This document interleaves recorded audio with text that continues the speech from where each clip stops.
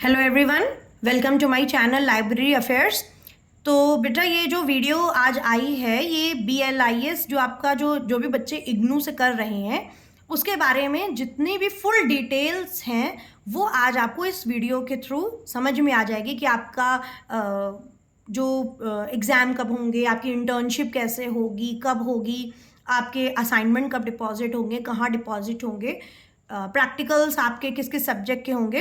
तो सारी चीज़ें आज मैं इस वीडियो में आपको बताऊंगी। बहुत से बच्चे आई कैन अंडरस्टैंड कि आप लोग जब इग्नू से करते हैं तो डिस्टेंस यूनिवर्सिटी है, कई चीज़ें ऐसी होती हैं जो क्लियर नहीं हो पाती हैं स्टार्टिंग में। तो बहुत से बच्चों की रिक्वायरमेंट थी कि मैम पूरा एक कोर्स डिस्क्रिप्शन का वीडियो बना दीजिए। तो आज मैंने आपके लिए ये कोर्स डिस्क्रिप्शन का फुल वीडियो बना दिया है। आप इसको बिना स्किप करे एंड तक बिल्कुल वीडियो देखते रहिए ताकि आपको एक माइनर से माइन्यूट डिटेल्स भी आपको सारी पता चलती रहे कि आपका सेशन किस तरीके से चलेगा, आप पूरे सेशन में आपको क्या क्या करना रहेगा। तो चलिए शुरू करते हैं आज अपना वीडियो। और हाँ, मैं ये भी कहना चाहती हूँ कि इन केस अगर आपको पूरी वीडियो देखने के बाद भी कोई डाउट रह जाता है माइंड में तो आप मैं लिंक आपका जो अपना टेलीग्राम डिस्कशन ग्रुप का जो लिंक है वो अपने डिस्क्रिप्शन में आप डलवा दूंगी। आप उस पर क्लिक करके मेरे टेलीग्राम से ज्वाइन हो जाइए और वहाँ पे आप अपनी कोई भी क्वेरी है वो मेरे से आप वहाँ पे पूछ सकते हैं। तो चलिए स्टार्ट करते हैं, शुरू करते हैं अपना पूरा डिस्क्रिप्शन का वीडियो। तो BLIS सभी को पता है, जो बच्चे एडमिशन ले चुके हैं या जो फर्दर कभी लेना चाहते हैं। जो BLIS है उसका फुल फॉर्म क्या होता है? Bachelor of library and information sciences. तो ये जो आपका कोर्स है, पहली बात तो जो भी बच्चे BLIS में एडमिशन लेंगे उनको किसी न किसी सब्जेक्ट में ग्रेजुएट होना कंपलसरी है। मीन्स आप जब तक ग्रेजुएट नहीं है, आपका ग्रेजुएशन कंप्लीट नहीं है, तब तक आप BLIS में एडमिशन नहीं ले सकते हैं। ठीक है, तो आफ्टर 12th आप इसमें नहीं ले सकते। बहुत से बच्चे पूछते हैं मैम मैंने 12th कर लिया है तो क्या मैं BLIS में एडमिशन ले सकता हूँ या ले सकती हूँ? बट ऐसा नहीं है, आपको ग्रेजुएशन के बाद ही BLIS में एडमिशन मिलेगा। तो सबसे पहले तो आप एडमिशन लेंगे ग्रेजुएशन के बाद। अब हम आ जाते हैं ड्यूरेशन। ड्यूरेशन का मतलब है कि कितने साल का ये कोर्स होता है। तो 1 ईयर का ये कोर्स होता है, 1 ईयर का फुल टाइम आपका ये कोर्स होता है। सेकेंड थिंग, आपका मीडियम, मतलब आप इसको हिंदी में कर सकते हैं या इंग्लिश में कर सकते हैं। तो आप इसको किसी भी लैंग्वेज में कर सकते हैं। आप हिंदी भी ऑप्ट कर सकते हैं और इंग्लिश भी ऑप्ट कर सकते हैं। कोई लैंग्वेज बैरियर नहीं है कि आपको सिर्फ हिंदी में ही मिलेगा या इंग्लिश में मिलेगा। आपको दोनों बायलिंगुअल लैंग्वेज में ये कोर्स अवेलेबल मिल जाता है, जिसमें आप अपने असाइनमेंट्स, अपने एग्जाम हिंदी में भी दे सकते हैं, इंग्लिश में भी दे सकते हैं। Now course validity. Course validity का मतलब है कि अगर आपका ये कोर्स 1 ईयर का तो वैसे होता है, अगर आप सारी चीज़ें अपने असाइनमेंट, अपने एग्जाम्स प्रॉपर टाइम पे दे देते हैं तो आपको 1 साल में आपकी डिग्री कंप्लीट मिल जाती है। लेकिन by chance due to any reasons अगर आपके एग्ज़ाम मिस हो जाते हैं या आपका प्रैक्टिकल मिस हो जाता है तो उसके लिए क्या है कि आप नेक्स्ट आने वाले अगले सेशन में आप उसका एग्ज़ाम या प्रैक्टिकल दे सकते हैं। तो वो आपका 2 साल तक वैलिड रहता है। जिस डेट से आपने एडमिशन लिया है BLIS में, उस डेट से अगले 2 साल तक आपका ये कोर्स वैलिड रहता है। अगर इन केस आपका कोई एग्ज़ाम या कोई प्रैक्टिकल या असाइनमेंट आपके मिस हो जाते हैं, आप उनको टाइमली डिपॉजिट नहीं कर पाते हैं, तो आप आने वाले सेशन में उनको दे के अपना जो BLIS की डिग्री है उसको कंप्लीट कर सकते हैं। तो जो कोर्स वैलिडिटी है that is of 2 years. Now session कि एडमिशन कितनी बार होता है इग्नू में। तो इग्नू में 2 साइकिल चलती हैं। याद रखिएगा कि इग्नू में 2 साइकिल चलती हैं। एक जनवरी साइकिल है, 1 is January cycle and 1 is July cycle. एक जनवरी का सेशन होता है, एक जुलाई का सेशन होता है। ठीक है, तो 2 बार एडमिशन होता है 1 साल में। फिर जो बच्चे जनवरी में एडमिशन लेते हैं वो उनका एग्ज़ाम, जो मेन फाइनल एग्ज़ाम होता है, वो कब होता है? जाके दिसंबर में। और जो बच्चे जुलाई में एडमिशन लेते हैं उनका जो एग्ज़ाम होता है वो कब होता है? जाके उनका जून में एग्ज़ाम होता है। फॉर एग्जांपल मान लीजिए जो बच्चों ने जनवरी 2023 में एडमिशन लिया है, मतलब अभी जनवरी जो निकल गया उसमें एडमिशन लिया है, उनका एग्ज़ाम जो है वो जो दिसंबर आ रहा है 23 वाला, उसमें एग्ज़ाम होगा।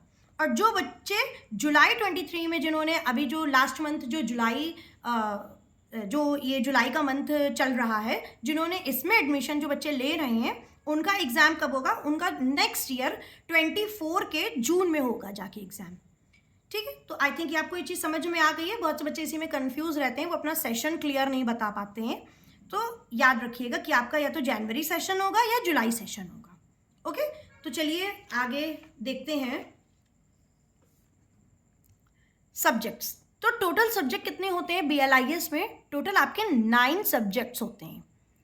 जो आपके सब्जेक्ट्स हैं दैट इज 9 सब्जेक्ट। और आपका अब जुलाई 22 से, मतलब जुलाई 22 से एक चीज और इंक्रीज कर दी गई है, दैट इज इंटर्नशिप। ये भी आपका एज अ सब्जेक्ट कैलकुलेट किया गया है। अगर आप इंटर्नशिप इस सब्जेक्ट को, जिसका जो कोड है दैट इज BLI 230, अगर आप इसको कंप्लीट नहीं करते हैं तो आपकी डिग्री कंप्लीट नहीं होगी और नहीं आपको मिलेगी complete degree.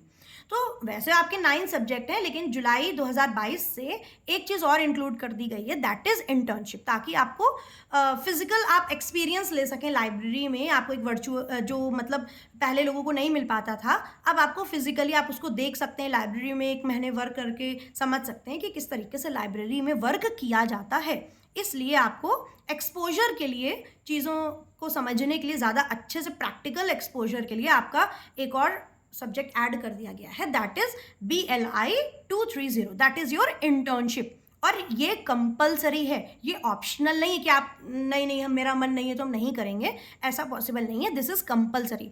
All these 9 subjects are compulsory, plus this 1 subject that is your internship is compulsory. Okay, तो चलिए हम देखते हैं कौन कौन से 9 सब्जेक्ट्स हैं हमारे। तो वैसे तो सारे जितने भी आपको, अगर आप ने इग्नू से अगर आप एडमिशन ले चुके हैं या लेते हैं, अगर आप बुक्स ऑर्डर करते हैं हार्ड कॉपी में, तो आपके पास जब बुक्स आएंगी तो आपके पास 9 सब्जेक्ट की टोटल बुक्स आती हैं। तो उनके ऊपर सारी सब्जेक्ट्स के नेम लिखे रहते हैं, लेकिन क्या होता है कि एज नाम बहुत बड़े बड़े होते हैं सब्जेक्ट के, तो हम लोग उसको शॉर्ट फॉर्म में, जो इग्नू है उसने एक कोड उनको दे दिया है, जैसे BLI 221, 222, 223, 224, इस तरीके से आपके 9 सब्जेक्ट के 9 कोड दिए हैं। तो हम लोग कोड से उनके नाम प्रोनाउंस कर लेते हैं, तो ज़्यादा इजी एंड ज़्यादा फीजिबल पड़ता है हम लोगों को। ठीक है, तो चलते हैं आगे देखते हैं। तो 221 से लेकर 229 तक आपके सब्जेक्ट्स हैं। BLI 221, 222, 223, 224, 225, 226, 227, 228 and 229, and one is your BLI 230, that is your internship. Okay? अब हम देखते हैं, ये तो यहाँ तक आपको सब्जेक्ट समझ में आ गए कि आपके कितने सब्जेक्ट होते हैं। अब जैसे मान लीजिए BLI 225 है, ये आपका कम्युनिकेशन स्किल है। तो कम्युनिकेशन स्किल बार बार ये सब्जेक्ट का नाम लेने की बजाय हम लोग कह देते हैं BLI 225। ओके, अब देखिए आपका जब सेशन आगे बढ़ता है, मान लीजिए आपने एडमिशन ले लिया है, तो अब आपको सबसे फर्स्ट क्या काम करना रहता है। जैसे जैसे आपका सेशन आगे बढ़ता है, तो सबसे पहले आपको क्या करना रहता है, आपको असाइनमेंट्स बनाकर डिपॉजिट करने रहते हैं। ये आपको हैंड रिटन बनाने रहते हैं और अपने स्टडी सेंटर पे जाके इनको डिपॉजिट करना रहता है। ओके, तो असाइनमेंट सबसे पहले आपकी जो प्रोफाइल है या इग्नू की जो वेबसाइट है, वहाँ पे आपके एडमिशन लेने के कुछ ही टाइम बाद आपके असाइनमेंट्स को अपलोड कर दिया जाता है बाय इग्नू। तो वहाँ पे आपके असाइनमेंट के क्वेश्चंस अपलोड हो जाते हैं। जैसे आपके कितने असाइनमेंट बनेंगे, आपके 9 असाइनमेंट बनेंगे, क्योंकि आपके 9 सब्जेक्ट है तो पर सब्जेक्ट एक असाइनमेंट आपका बनेगा। तो आपके टोटल कितने असाइनमेंट बनेंगे, 9 असाइनमेंट्स आपको बना के और डिपॉजिट करने रहेंगे इग्नू के स्टडी सेंटर में जाके।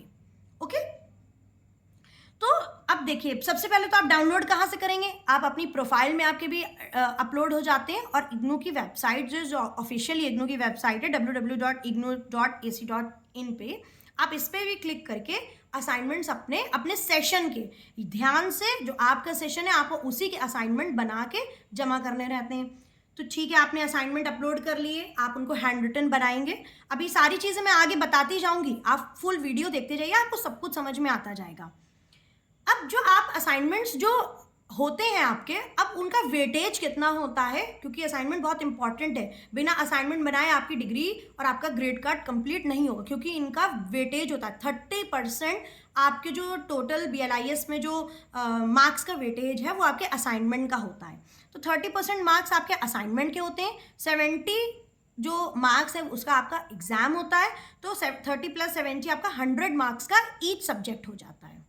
ठीक है, तो आपके 9 सब्जेक्ट्स हैं, तो 900 मार्क्स, और एक आपका BLI 230 जो कि 100 मार्क्स का अलग से है। तो पूरे आपका 1000 मार्क्स के सब्जेक्ट्स हो गए। ठीक है, तो अब हम देखते हैं, देखिए जब आप असाइनमेंट अपने डाउनलोड करेंगे तो वहाँ पे जो असाइनमेंट है वो आपको वहाँ पे साइड में लिखा मिलेगा कि 70 मार्क्स के हैं। तो आप उसको देख के कन्फ्यूज मत होइएगा कि मैम ने तो बोला था 30 मार्क्स के असाइनमेंट का वेटेज 30 मार्क्स होता है, वहाँ पे लिखा रहता है कि वो 70 मार्क्स के हैं, लेकिन जब आपका फाइनल ग्रेड कार्ड में जब उन मार्क्स अपलोड किए जाते हैं तो वो 70 मार्क्स जो है वो आपके कन्वर्ट करके 30 में कन्वर्ट करके उनको वहाँ पे अपलोड कर दिया जाता है। तो उसकी टेंशन मत लीजिएगा, जो असाइनमेंट का वेटेज है वो 30 मार्क्स का है और आपके टर्म एंड जो फाइनल एग्जाम होगा वो 70 मार्क्स के होंगे। तो टोटल आपका 100 मार्क्स का ईच सब्जेक्ट रेडी हो जाता है। तो 900 आपके सब्जेक्ट हो गए प्लस 100 का आपका इंटर्नशिप हो गई। ओके, तो चलिए आगे देखते हैं। अब ये देखिए, अब देखिए, अब जो आपको असाइनमेंट बनाने हैं तो आपको जो असाइनमेंट है वो BLI 221, 222, 223, 225, 226, 227 और 228, इनके वहाँ पे आपको असाइनमेंट 70 मार्क्स के आपको दिखाई पड़ेंगे, लिखा होगा 70 मार्क्स के असाइनमेंट है। लेकिन एक 224 और 229 जो सब्जेक्ट है इसके असाइनमेंट आपको वहाँ पे 35 मार्क्स के आपके असाइनमेंट आपको दिखाई पड़ेंगे। क्यों 35 मार्क्स के? बाकी तो आपके सारे 70 मार्क्स के, 35 के इसलिए क्योंकि 35 का आपका इनका प्रैक्टिकल एग्जाम होगा। ठीक है, ये कैसे होगा, क्या होगा, ये भी मैं आगे आपको बताऊंगी, अभी आप सिर्फ इतना समझते चलिए मेरे साथ साथ। ठीक है, तो 224 और 229 का 2 पेपर आपके ऐसे हैं जिनके आपके असाइनमेंट आपको 35 मार्क्स के दिखाई पड़ेंगे, बाकी सारे सब्जेक्ट्स के आपके 70 मार्क्स के असाइनमेंट आपको दिखाई पड़ेंगे। ठीक है, तो 224, 229 35 का आपका असाइनमेंट हो गया, 35 का आपका प्रैक्टिकल हो गया। इसी तरीके से 229 का 35 का आपका असाइनमेंट है और 35 का आपका प्रैक्टिकल एग्जाम है। ठीक है, अब असाइनमेंट सबमिशन सेंटर, आपको असाइनमेंट कहाँ सबमिट करना है जाके, तो आपको असाइनमेंट अपने स्टडी सेंटर पे सबमिट करना है जाकर। ठीक है, अब असाइनमेंट सबमिशन का जो प्रोसेस है वो क्या है, देखिए असाइनमेंट सबमिट, जब आप असाइनमेंट बना लेंगे, हैंड रिटन बनाना है, याद रखिएगा, प्रिंटेड फॉर्म में असाइनमेंट नहीं बनाए जाएंगे। तो हैंड रिटन जब आप असाइनमेंट बनाएंगे तो उसमें क्या होगा, सबसे पहले आपको असाइनमेंट में क्या करना है कि इग्नू का फ्रंट पेज लगेगा असाइनमेंट डिपॉजिट करने में। तो इग्नू का फ्रंट पेज आपने लगा दिया, जब आप डिपॉजिट करने जाएंगे मैं तब के बारे में बता रही हूँ कि जब आप, तो सबसे फर्स्ट पेज कौन सा होगा, इग्नू का फ्रंट पेज आप लगाएंगे। ये आप नेट से या गूगल से आप इग्नू का फ्रंट पेज डाउनलोड कर लीजिए, उसका प्रिंट आउट निकलवा लीजिए और उसको आप सबमिट, क्योंकि उसमें आपकी डिटेल्स लिखी जाएंगी, आपका नेम, आपका एनरोलमेंट नंबर, आपका एड्रेस, आपका स्टडी सेंटर का नाम, आपके रीजनल सेंटर का नाम, आपका सब्जेक्ट, मतलब कि सब्जेक्ट का असाइनमेंट है, BLI 221 का है कि 222 का है, इस तरीके से उस फ्रंट पेज में सारी डिटेल्स आपकी लिखी रहेंगी। सेकेंड चीज, सेकेंड पेज जो आपका लगेगा वो आपके ID कार्ड की फोटोकॉपी लगेगी। याद से आपको अपने ID कार्ड को डाउनलोड कर लीजिए और वहाँ से फोटोकॉपी उसकी करवा लीजिए। तो सेकंड, ये सारे असाइनमेंट में इसी तरीके से होगा, 9 के 9 असाइनमेंट में फ्रंट पेज आपका इग्नू का फ्रंट पेज लग जाएगा, सेकंड पेज आपका ID कार्ड लगेगा, मतलब ID कार्ड की फोटोकॉपी लगेगी, और थर्ड मतलब जो सेट है वो आपका पूरा असाइनमेंट, जो भी आपने असाइनमेंट बना रखा होगा 15 पेज में या 20 पेज में, व्हाटएवर, वो आपका असाइनमेंट लग जाएगा। अब रही फाइल की बात। फाइल जो है, फाइल क्या करना है, एक बात याद रखिएगा। देखिए कुछ सेंटर्स पे क्या होता है कि आप अगर आपने हर असाइनमेंट को फाइल में लगा दिया तो कुछ सेंटर्स पे, कुछ स्टडी सेंटर्स पे क्या करते हैं वो लोग कहते हैं कि इतना वेट हो जाता है, इतना भारी हो जाती है कि हमें फाइल में मत दीजिए, आप ऐसे ही हमको थ्रेड से टाई कर दीजिए और इसी तरीके से आप मेरे को बांध के दे दीजिए। तो आप पहले से फाइल मत खरीदिए। आप एक बात मेरी हमेशा ध्यान रखिए कि पहले से फाइल मत खरीदिए। आप क्या करिए कि आप पहले अपने स्टडी सेंटर पे जाके जब आप असाइनमेंट बना लें, सारी चीज़ें अरेंज कर लें, धागे से उसको बांध लीजिए अपने फाइल पेपर्स को, और स्टडी सेंटर पे जाके पता कर लीजिए। अगर वो फाइल ले रहे हैं, एक्सेप्ट कर रहे हैं, तब तो आप आपके अगल बगल जो भी स्टडी सेंटर है वहाँ पे कोई स्टेशनरी की शॉप हो गया, वहाँ से फाइल परचेज कर लीजिए और लगा दीजिए। अगर वो नहीं ले रहे हैं फाइल तो आप क्यों वेस्ट करेंगे अपनी मनी फाइल खरीद के, तब आप उनको एक फोल्डर में रख के और दे दीजिए। फोल्डर तो आपको पता ही ना फोल्डर क्या होता है, ये देखिए इस तरीके से आपका फोल्डर होता है, ये देखिए this is your button folder. तो आप इस तरीके से फोल्डर में रख के और आप अपना सारे असाइनमेंट्स को एक साथ फोल्डर में रख के दे सकते हैं, क्योंकि कुछ सेंटर्स जो है वो फोल्डर पे असाइनमेंट रख के ले लेते हैं। अब असाइनमेंट जो बनाते हैं आप, उसमें कुछ चीज़ें आपको ध्यान रखनी है, क्योंकि अब आप असाइनमेंट कैसे बनाएंगे, प्रोसेस तो मैंने बता दिया कि आप बनाएंगे, जमा करने जाएंगे। मैं अपने चैनल पे असाइनमेंट्स भी अपलोड करूंगी, तो आप उसकी टेंशन मत लीजिए। असाइनमेंट मैं अपलोड कर दूंगी, आप वहां से देख के इजीली बना सकते हैं। सबसे पहले आपको जो असाइनमेंट बनाना है वो सिर्फ ब्लू एंड ब्लैक पेन का आपको यूज करना है। आप gel pen, ball pen use कर सकते हैं, बट कोई और कलर का पेन यूज नहीं करना है, only blue and black pen. Secondly आपको क्या करना है, जो आपको असाइनमेंट है वो आपको A4 शीट में बनाना है, या आप फुल स्कैप पेपर भी ले सकते हैं, आप जनरल A4 शीट भी ले सकते हैं। जो असाइनमेंट वाली शीट आती है आप मार्केट में जाके ले लीजिए, असाइनमेंट की शीट्स मिलती हैं, ईजिली मिल जाएंगी आपको।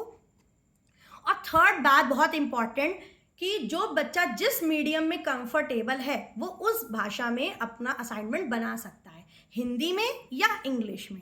इससे मार्क्स पे कोई फर्क नहीं पड़ता है कि मैंने हिंदी में बना दिया है तो क्या मार्क्स कम मिलेंगे, ऐसा कुछ भी नहीं है। हिंदी बस आपकी राइटिंग, आपकी नीटनेस, आपकी क्लेनलीनेस, आपकी एरर फ्री हो आपका जो भी असाइनमेंट है, ये इतनी साफ सुथराई आपके मार्क्स पे डिपेंड करती है कि आंसर्स बहुत अच्छे लिखे हों और आपने जो असाइनमेंट बनाया हो वो टाइडी हो, क्लीन हो, गंदा नहीं दिखना चाहिए, एक क्लेनलीनेस होनी चाहिए असाइनमेंट में। मार्क्स आपके सारे उसी पे डिपेंड करते हैं। बाकी हिंदी और इंग्लिश भाषा पे मार्क्स डिपेंड नहीं करते हैं, आप किसी भी भाषा में असाइनमेंट को बना सकते हैं। ठीक है, तो चलिए फिर आगे देखते हैं। अब सेकंड चीज जो आती है ये बहुत इंपॉर्टेंट है, बहुत बहुत, क्योंकि ये नई इंक्लूड की गई है, that is your internship. Internship बहुत ज़रूरी है समझना, डिटेल में समझ लीजिए। बहुत से बच्चे पूछते हैं कि मैम इंटर्नशिप क्या है, क्या है। देखिए इंटर्नशिप मैंने पहले भी अभी स्टार्टिंग में वीडियो में बता दिया था कि इंटर्नशिप क्या होता है, कि आपको किसी भी लाइब्रेरी में जाकर 1 महीने का काम करना होता है। ये आपकी पेड हो सकती है, अनपेड हो सकती है, लेकिन ज़्यादातर इंटर्न्स को पैसे नहीं मिलते हैं, अनपेड ही होती है। आपको पेड इंटर्नशिप नहीं मिलेगी, क्योंकि आपके पास कोई डिग्री नहीं है जिसकी वजह से आपको वो पेड करने लगेंगे। ठीक है, तो आप कोई भी अपनी नियर बाई लाइब्रेरी में जाकर और इंटर्नशिप कर सकते हैं। लेकिन अब आप यहाँ से मेजर चीज़ समझिए कि आप कोई भी लाइब्रेरी में कैसे जा सकते हैं। सबसे पहले तो आप ये समझ लीजिए कि इंटर्नशिप जो है ये मिनिमम 1 मंथ की है, 1 मंथ से कम नहीं करनी है। अगर आपकी विश है तो आप ज़्यादा कर सकते हैं, वरना 1 मंथ की इनफ है। 1 मंथ की इंटर्नशिप इग्नू ने मांगी है। तो सबसे पहले आपको क्या करना है इंटर्नशिप के लिए, इंटर्नशिप के लिए आपको कोई बेटा डॉक्यूमेंट्स की नीड वैसे नहीं होती है। कुछ बच्चे पूछते हैं कि मैम इंटर्नशिप में मेरे को कौन कौन से डॉक्यूमेंट्स लेके जाने हैं, तो इंटर्नशिप में ऐसा कोई डॉक्यूमेंट की नीड नहीं होती है। इंटर्नशिप आपको कैसे करनी है मैं बताती हूँ। पहले आप जो है अपने नियर बाई एरिया में अच्छी लाइब्रेरी को ढूंढ लीजिए। एक पॉइंट बस ध्यान रखिएगा, स्कूल लाइब्रेरी में काम नहीं चलेगा। आपको इंटर्नशिप स्कूल लाइब्रेरी से नहीं करनी है। इसलिए नहीं करनी है क्योंकि स्कूल में बेटा ज़्यादा फैसिलिटी, मतलब ज़्यादा चीज़ें नहीं होती हैं एक्सप्लोर करने के लिए, ज़्यादा सॉफ्टवेयर नहीं होते हैं यूज़ करने के लिए, ज़्यादा वो मेथड्स को यूज़ नहीं करते हैं, वहाँ पे ज़्यादा प्रोसेस नहीं होते हैं, एक्विजिशन, सर्कुलेशन, डिजिटाइजेशन।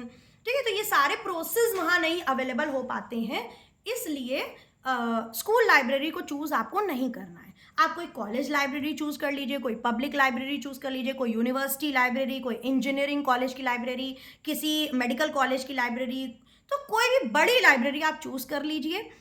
एक पॉइंट ये भी है कि मतलब वो लाइब्रेरी UGC अप्रूव्ड या AICTE अप्रूव्ड होनी चाहिए। तो कुल मिला के बात वही हो गई कि बड़ी लाइब्रेरी होनी चाहिए, किसी बड़े कॉलेज की लाइब्रेरी।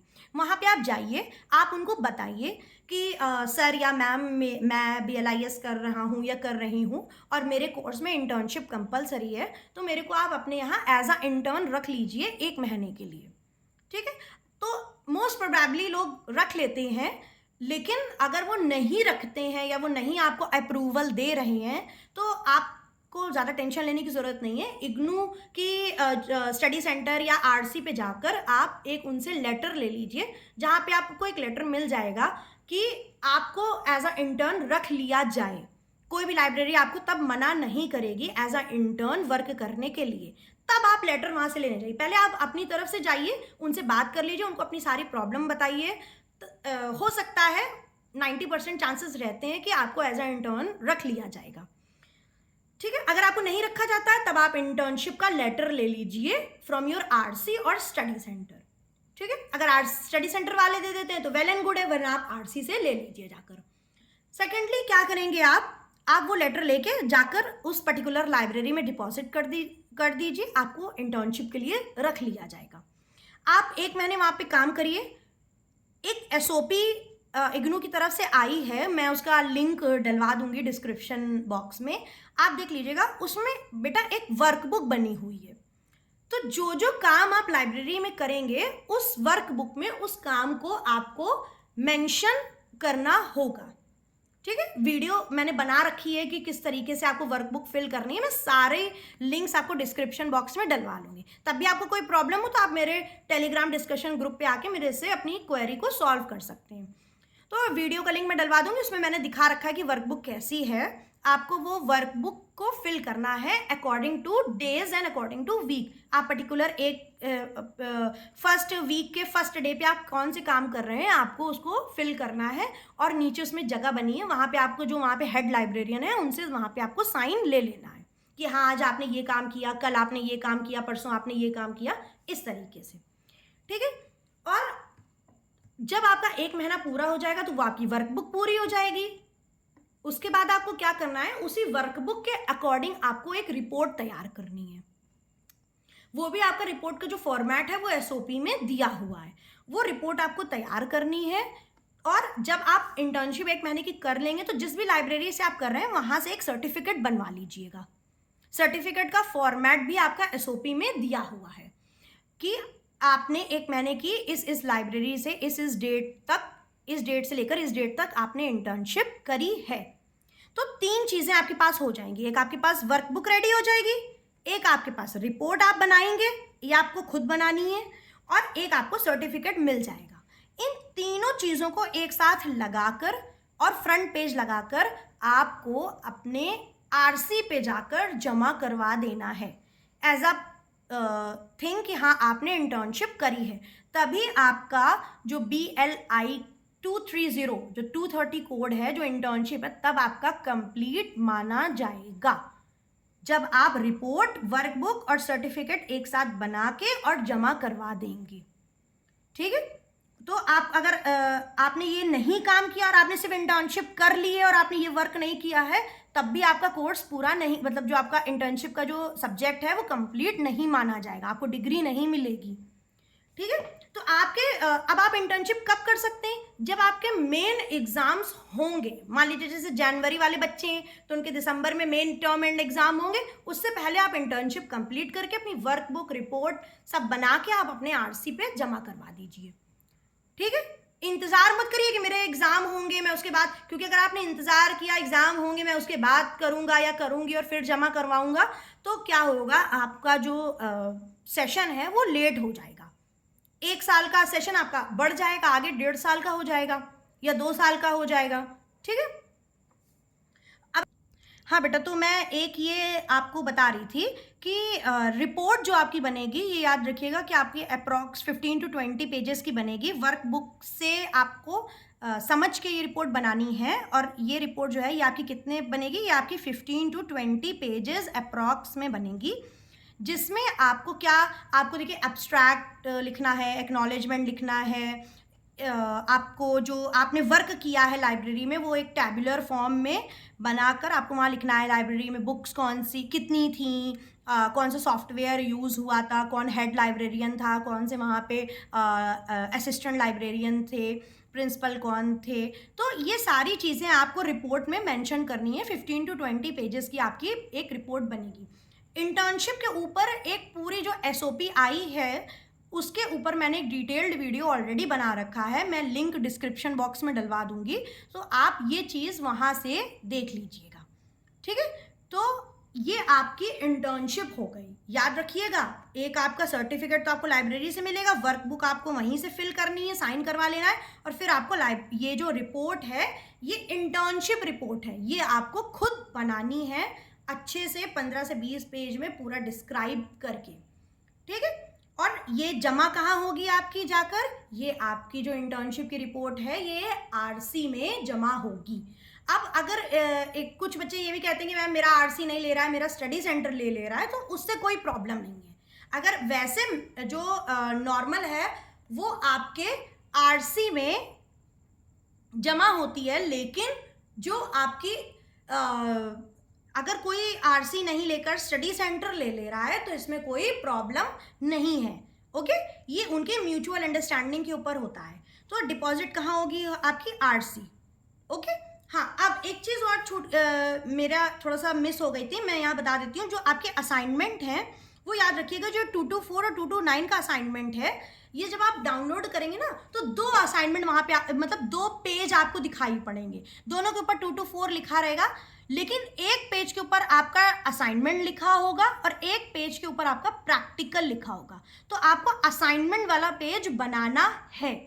जो प्रैक्टिकल वाला है एक्चुअली क्या है, उसका ओरिजिनल प्रैक्टिकल होता है, वहाँ पे वो आपको सिर्फ देखने के लिए रहता है कि हाँ प्रैक्टिकल में आपसे क्या क्या करवाया जाएगा। लेकिन कुछ स्टडी सेंटर्स होते हैं वो उस प्रैक्टिकल वाले असाइनमेंट को भी बनवा के आपके बाकी असाइनमेंट के साथ ले लेते हैं डिपॉजिट में।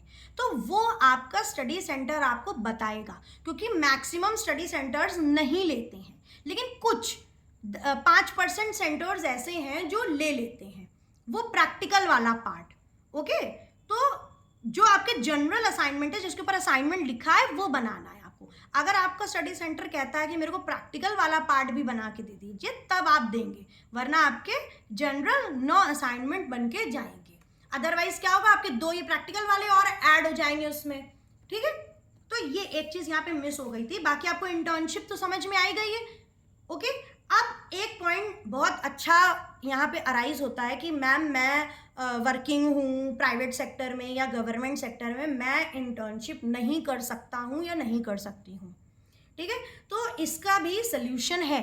इग्नू ने इसका भी एक सल्यूशन प्रोवाइड कर दिया है कि जो बच्चे इंटर्नशिप नहीं कर सकते हैं वो क्या करेंगे, वो इंटर्नशिप ऑल्टरनेटिव मेथड का यूज़ करेंगे। ठीक है, जो बच्चे इंटर्नशिप नहीं कर सकते हैं वो इंटर्नशिप ऑल्टरनेटिव मेथड का यूज़ करेंगे। अल्टरनेटिव मेथड में 2 तरीके के मेथड है, आपको किसी एक को ही बनाना है। पहला है लिटरेचर सर्वे रिपोर्ट, दूसरा है लाइब्रेरी बेस्ड सर्वे। इसकी भी डिटेल्ड वीडियो बेटा मैंने बना दी है ऑलरेडी, लिंक मैं इसका भी डिस्क्रिप्शन बॉक्स में आपको प्रोवाइड कर दूंगी। आप वहाँ पे डिटेल में एक एक चीज़ बिल्कुल डिटेल में मैंने बता दी है, बिल्कुल आराम से आप उसको देखिएगा कि आपको रिपोर्ट किस तरीके से बनानी है। तो पहले आप ये समझ लीजिए कि लिटरेचर सर्वे रिपोर्ट क्या होती है। आपको एसओपी में 6-7 टॉपिक्स दे रखे हैं, आप उनके अलावा भी लाइब्रेरी से अगर कोई कनेक्टेड टॉपिक है, मान लीजिए 5 लॉज ऑफ लाइब्रेरी हैं या कोहा है या जीएसडीएल है या लिब्रे ऑफिस है, तो लाइब्रेरी से कनेक्टेड कोई भी टॉपिक के अलावा मतलब किसी भी टॉपिक पे आप एक लिटरेचर सर्वे रिपोर्ट बना सकते हैं। ठीक है, डिस्क्रिप्शन में आपको इसका लिंक मिल जाएगा। उसमें आपको क्या लिखना है, क्या आप हिंदी और इंग्लिश दोनों भाषा में इसको भी बना सकते हैं। ठीक है, तो इसमें आपको क्या है, जैसे एब्स्ट्रैक्ट लिखना है, फिर इंट्रोडक्शन लिखना है, फिर आपको जैसे थीम्स लिखनी है, ऑब्जर्वेशन लिखना है, रिसर्च मेथोडोलॉजी लिखनी है, सजेशन लिखना है। ये सारी चीज़ें आपको एसओपी में हेडिंग्स आपको मेंशन है कि आपको किन किन हेडिंग्स के अंदर बनाना है। ठीक है, तो लिटरेचर सर्वे रिपोर्ट ये है। उसके बाद लाइब्रेरी बेस्ड सर्वे क्या होता है। लाइब्रेरी बेस्ड सर्वे में आपको किन्हीं 5 लाइब्रेरीज का सर्वे करना रहेगा आपके नियर बाई एरिया में। उसके बारे में आपको पता करना रहेगा कि लाइब्रेरी में कितनी बुक्स हैं, कौन हेड लाइब्रेरियन है, कौन वहाँ पे असिस्टेंट लाइब्रेरियन है, कौन सा सॉफ्टवेयर यूज़ होता है, सारी चीज़ें मतलब काफ़ी डिटेल में आपको हर एक 5 लाइब्रेरी को बहुत डिटेल में स्टडी करना है और वहाँ पे आपको लिखना है। ये लिटरेचर सर्वे, ये लाइब्रेरी बेस्ड सर्वे। जैसे ज़्यादातर बच्चों को लिटरेचर सर्वे रिपोर्ट ज़्यादा आसान पड़ती बनाना। अब लिटरेचर सर्वे में एक चीज़ ध्यान रखिएगा कि लिटरेचर सर्वे रिपोर्ट में ये नहीं है कि आपने कोई टॉपिक लिया, मान लीजिए आपकी एसओपी में दिया है ई रिसोर्स दिया है, न्यू एजुकेशन पॉलिसी 2020 दिया है, आर्टिफिशियल इंटेलिजेंस दिया है, तो आपने बस आर्टिफिशियल इंटेलिजेंस खोला, आपने जो है नेट से निकाला मैटर और वहाँ पे कॉपी पेस्ट कर दिया। ऐसा नहीं होगा, आपको कॉपी पेस्ट नहीं करना है। क्यों नहीं करना है, क्योंकि इग्नू ने इसमें मेंशन कर दिया है कि जो बच्चे कॉपी पेस्ट करेंगे और हम जब चेक करेंगे उस रिपोर्ट को, अगर उसमें प्लेगैरिज्म आ गया। प्लेगैरिज्म क्या मतलब, अगर उस रिपोर्ट में कॉपीड आ गया, क्योंकि जब वो चेक करेंगे तो उस रिपोर्ट में उनको पता चल जाएगा कि ये रिपोर्ट कॉपीड है। ओके अगर, क्योंकि जब आप नेट से कॉपी करेंगे, जब वो चेक करेंगे तो पता चल जाएगा कि ये रिपोर्ट कॉपीड है, तो वो रिपोर्ट अनएक्सेप्टेड हो जाएगी। ठीक है, जब वो कोई भी सॉफ्टवेयर को यूज करके, क्योंकि ऐसे तो नहीं रिपोर्ट चेक हो सकती, लेकिन हाँ जब वो सॉफ्टवेयर यूज करके आपकी रिपोर्ट को स्कैन करेंगे तो आपकी रिपोर्ट पता चल जाएगा कि आपने गूगल से कॉपी पेस्ट करके ये रिपोर्ट बनाई है, जो कि ऐसा नहीं करना है। अदरवाइज उसमें प्लेगैरिज्म लग जाएगा, मतलब उस रिपोर्ट को कॉपीड माना जाएगा एंड वो आपकी रिपोर्ट रिजेक्ट हो जाएगी। तो आप बुक्स, मैगजीन्स, आर्टिकल्स, आप इनको रीड करिए और अपने ओन वर्ड्स में 15 to 20 पेजेस की रिपोर्ट खुद बनाइए, खुद क्रिएट करिए। इसका मैंने एक सैम्पल अपने यूट्यूब पे भी डाल रखा है, इसका भी लिंक मैं आपको दे दूंगी। ठीक है, वहां से आप देख लीजिए कि किस तरीके से बनानी है, लेकिन आप उसको भी कॉपीड मत करिएगा कि आपने कॉपी करके बना दिया और आप वहां पे जमा कराएंगे जाकर।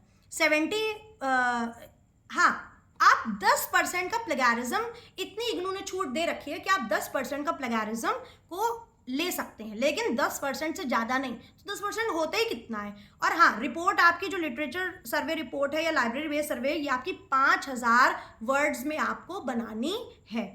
ठीक है, 5000 वर्ड से, देखिए 100-200 वर्ड्स आगे पीछे हो सकते हैं, लेकिन ये नहीं कि आपने 4000 की बना दी या 3000 की बना दी वर्ड्स में। 5000 वर्ड्स में आपको ये रिपोर्ट बनानी है। और ये जो आपकी रिपोर्ट है, दोनों, कोई एक बनानी है याद रखिएगा, लेकिन जो दोनों रिपोर्ट है ये आपकी 70 मार्क्स की हैं और 30 मार्क्स का आपका इसमें से वाइवा होगा। ठीक है, तो जब वाइवा होगा तो आप जो भी आपने बनाया है या जो भी आपने उसमें लिखा है, आप ज़्यादा नहीं, आप उसको रीड करके चले जाइएगा। वाइवा बहुत टफ नहीं होगा कि बहुत टफ आपसे क्वेश्चंस उसमें से अराइज करे जाएंगे, इजी वे में वाइवा होगा, आप उसको टेंशन मत लीजिए। आपका जो रिपोर्ट का एसओपी आप उसको रीड करिएगा, उसमें लिखा हुआ वाइवा इतने मार्क्स का है, ये है, तो 70% आपके रिपोर्ट के हो गए, 30% आपके वाइवा के मार्क्स हो गए। ओके, तो ये है आपका लिटरेचर सर्वे और लाइब्रेरी बेस्ड सर्वे। ये उन्हीं के लिए है जो कि due to any reasons internship नहीं कर पा रहे। बाकी इसको कोई भी बना सकता है, अगर आपका मन नहीं भी है इंटर्नशिप करने का तो आप जो है इनको बना सकते हैं। और अगर आपको सारी चीज़ें आप देख लीजिएगा, मैं वीडियो डलवा दूंगी। अगर आपको तब भी कोई प्रॉब्लम है तो आप मेरे को टेलीग्राम डिस्कशन जो मेरा ग्रुप है, आप उसमें मेरे को मैसेज करिए। मेरा एक स्टूडेंट है, मैं आपको वहाँ पे उसका नंबर प्रोवाइड कर दूंगी। आप उससे कोई भी डाउट है, आपको समझ में नहीं आ रहा है कैसे बनाना है, कोई हेडिंग में आपको प्रॉब्लम आ रही है, कोई मैटर में प्रॉब्लम आ रही है, तो आप उससे कांटेक्ट कर लीजिएगा। He will let you know everything in detail. He is a very good student of mine. वो आपको बहुत अच्छे से सारी चीज़ें समझा देगा। ओके, टेंशन लेने की ज़रूरत नहीं है आपको कि मैम ने बता दिया, मेरे को समझ में नहीं आ रहा, मैं कैसे बनाऊँ, तो आप उसको टेंशन नहीं लीजिए। और हाँ, एक बात और, अगर आप लिटरेचर सर्वे रिपोर्ट या लाइब्रेरी बेस्ड सर्वे रिपोर्ट बना रहे हैं, देखिए आप बना हैंड रिटन भी सकते हैं और टाइप्ड भी सकते हैं, लेकिन मेरा ओपिनियन पर्सनल ये है कि आप टाइप फॉर्म में बनाइए, विच लुक्स गुड, टाइडी होती है, नीट होती है, क्लीन होती है और एरर फ्री होती है और एक प्रोफेशनल रिपोर्ट लगती है। हैंड रिटन में कितनी भी आप कोशिश करें, कोई ना कोई मिस्टेक हो जाती है, हैंड राइटिंग की प्रॉब्लम हो जाती है, कभी गलत हो जाता है कुछ, तो इसलिए आप मेरे ओपिनियन के अकॉर्डिंग टाइप्ड बनाइए, वो ज़्यादा अच्छा रहेगा। ठीक है, बाकी कोई भी प्रॉब्लम हो तो आप मेरे को वहाँ मैसेज करिए, मेरे टेलीग्राम ग्रुप पे आपकी सारी क्वेरीज सॉल्व करी जाएंगी। ठीक है, तो ये रहा आपका इंटर्नशिप। बहुत कंफ्यूजिंग था बच्चों के लिए। आई होप कि आपको सब क्लियर हो गया है। तो अब आपका इंटर्नशिप जब आप कर लेते हैं, और हाँ, अब आप जो इसकी रिपोर्ट बनाएंगे वो भी आपको कहाँ जमा करनी है, वो भी आपको अपने आरसी में जमा करनी है। लेकिन फिर वही बात कि कुछ स्टडी सेंटर भी रिपोर्ट डिपॉजिट ले लेते हैं, तो आपके नियर बाई जो भी चीज़ हो, अगर आपका स्टडी सेंटर नियर बाई है तो पहले आप वहाँ पता कर लीजिए, अगर वो ले रहे होंगे तो आपकी जमा हो जाएगी, लेकिन अगर वो नहीं ले रहे होंगे तो वो आपको बता देंगे कि आप आरसी में जाके जमा करिए। ठीक है, RC is your regional centre. Okay, अब हम आ जाते हैं एग्जाम्स। ठीक है, एग्जाम्स देखिए, अब फाइनली आपके एग्जाम्स होते हैं। तो एग्जाम्स आपके जो 221, 222, 223, इनके आपके 70 मार्क्स के एग्जाम होंगे। 224 का आपका 35 मार्क्स का एग्जाम होगा। क्यों? क्योंकि 35 मार्क्स का आपका क्या होना है, प्रैक्टिकल एग्जाम होना है। ओके, 2 to 5 का 70 मार्क्स, 2 to 6 का भी 70 मार्क्स, 2 to 7 का भी 70 मार्क्स। अब 2 to 7 देखिए, 2 to 7 का आपका रिटर्न प्रैक्टिकल एग्जाम होता है। रिटर्न प्रैक्टिकल एग्जाम का मतलब है इसको प्रैक्टिकल कहा जाता है, लेकिन आपका रिटर्न फॉर्म में होता है। On paper and on with pen आपका होता है, जिसमें आपकी दो चीज़ें आती हैं, एक डीडीसी आती है बनाने के लिए और एक आपका AACR 2R एंड मार्क 21 की एंट्री करनी होती है। ये सारी चीज़ें मैंने डीडीसी भी करना और AACR एंड मार्क 21 भी करना सिखा दिया है बच्चों को। तो आप मेरी वीडियोस यूट्यूब पे हैं, आप देख लीजिए, वहाँ पे सारी चीज़ें आपको समझ में आ जाएंगी कि आपको कैसे करना रहता है। ओके, 2 to 8 का 70 मार्क्स एग्जाम होता है, 2 to 9 का आपका 35 मार्क्स का। तो 2 to 4 एंड 2 to 9 का एग्जाम आपका 35 मार्क्स का होगा। बाकी सारे सब्जेक्ट के आपके मार्क्स 70 मार्क्स के एग्जाम होंगे। अब जिन पेपर के एग्जाम आपके 70 मार्क्स के हैं वो 3 घंटे का पेपर होगा, और 2 to 4 और 2 to 9 का जो 35 मार्क्स के एग्जाम है आपके, वो 1.5 घंटे का पेपर होगा। जब आपका एडमिट कार्ड आएगा तो वहाँ पे 3 घंटा लिखा होगा, लेकिन ऐसा नहीं है। 2 to 4 और 2 to 9 का एग्जाम आपका 1.5 ही घंटे में होगा। जब आप एग्जाम देने जाएंगे तो आपकी 1.5 घंटे में कॉपी कलेक्ट कर ली जाएगी। ठीक है, तो ध्यान, इस बात का ध्यान रखिएगा। ओके, तो चलिए अब नेक्स्ट देखते हैं। आप हाँ, फिर से एक यही बात कि आप जब अपना एग्जाम देंगे तो किसी भी भाषा में दे सकते हैं। आप हिंदी में भी लिख सकते हैं, आप इंग्लिश में भी लिख सकते हैं। ओके, अब आप एक बात और, बहुत से बच्चे पूछते हैं कि मैम जैसे मान लीजिए मैंने अपना रीजनल सेंटर जो है मान लीजिए दिल्ली फिल करा है, और मैं करंट में मान लीजिए लखनऊ में हूँ या कानपुर में हूँ या प्रयागराज में हूँ या वाराणसी में हूँ। तो जब आप एग्ज़ाम आपका आएगा तो आप अपना एग्ज़ाम सेंटर, जब आप अपना एग्ज़ाम फॉर्म फिल करेंगे एक एग्ज़ाम होने के 1-2 महीने पहले, तब आप उसमें अपना एग्ज़ाम सेंटर चेंज कर सकते हैं। मान लीजिए आप एग्ज़ाम के टाइम लखनऊ में उस टाइम होंगे तो आप अपना एग्ज़ाम सेंटर लखनऊ ऑप्ट कर सकते हैं, वहाँ पे फॉर्म में फिल कर सकते हैं।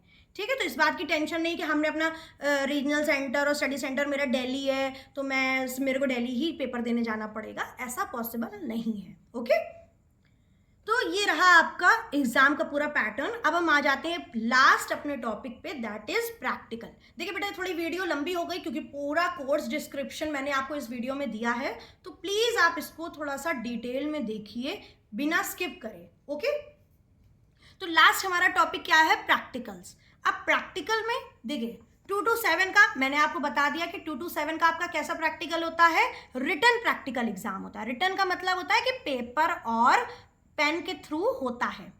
ठीक है, और ये देखिए जब आपके नॉर्मल एग्जाम्स चल रहे होंगे 2 to 1, 2 to 2, 2 to 3, 2 to 4, उनके साथ आपका 2 to 7 का एग्जाम नहीं होता है। लेकिन आपका जब एडमिट कार्ड आता है तो वहाँ पे डेट जरूर मेंशन होती है, लेकिन उस डेट के अकॉर्डिंग एक्चुअली में नहीं होता है। आपके 2 to 7 की जो एग्जाम डेट है वो आपके मेल पर आएगी, इग्नू की तरफ से आपके मेल पर आएगी। ठीक है, तो इसके लिए आपको कंफ्यूज नहीं होना है, अपने मेल पे अपडेटेड रहिए। जितने भी मैसेज हैं आपके वो इग्नू की तरफ से वो मेल पे आते हैं, और अपने ग्रुप पे भी अपडेट रहिए। इग्नू की तरफ से जो आपके स्टडी सेंटर का जो ग्रुप बनता है आप उस पर ऐड हो जाइए, ज्वाइन हो जाइए, ग्रुप्स पे जरूर ज्वाइन रहिए, ताकि वहाँ पे आपको टीचर्स से सारी इन्फॉर्मेशन आपके स्टडी सेंटर पे क्या हो रहा है ये मिलती रहे आपके रीजनल सेंटर के अकॉर्डिंग। ठीक है, तो 2 to 7 का जो एग्जाम डेट है वो कहाँ पे आएगी, आपके मेल पे आएगी, ये याद रखिएगा। अब 2 to 7 में क्या क्या आता है एग्जाम में, 2 ही चीज आती हैं और ज्यादा लिखने के लिए नहीं होता है। एक डीडीसी आती है और एक AACR 2R, और उसी की मार्क 21 की एंट्री बनाने के लिए आती है। डीडीसी आपका 1.5 घंटे में होता है और 1.5 घंटे में AACR 2R होता है।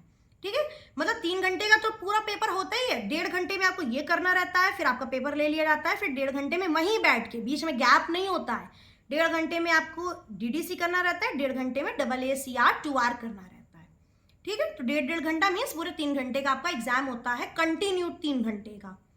ओके, और जो 2 to 7 की जो एग्जाम डेट है, जब आपके नॉर्मल एग्जाम खत्म हो जाते हैं, 2 to 1, 2 to 2, 2 to 3, 2 to 4, इन सबके एग्जाम खत्म हो जाते हैं, उसके एग्जाम खत्म होने के 10 से 15 दिन बाद आपकी जो एग्जाम डेट है 2 to 7 की, वो आपके मेल आईडी पे आ जाती है।